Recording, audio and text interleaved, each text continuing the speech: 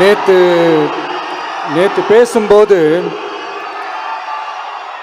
Sorry, என் நெஞ்சில் குடியிருக்கும் என்னுடைய கோவை மக்களுக்கும் என்னுடைய தோழர்களுக்கும் என்னுடைய வணக்கம் வணக்கம் வணக்கம் வணக்கம் வணக்கம்.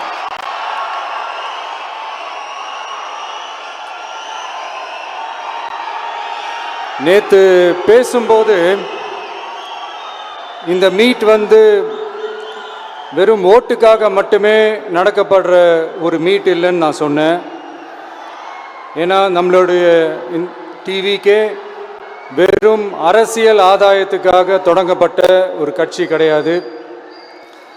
சமரசம் என்ற பேச்சுக்கே இங்கே இடமில்லை. But at the same time இதனால் மக்களுக்கு ஒரு நல்லது நடக்குது அப்படின்னா எந்த ஒரு எக்ஸ்ட்ரீமுக்கும் போய் அதை செய்கிறதுக்கு நாங்கள் தயங்க மாட்டோம்.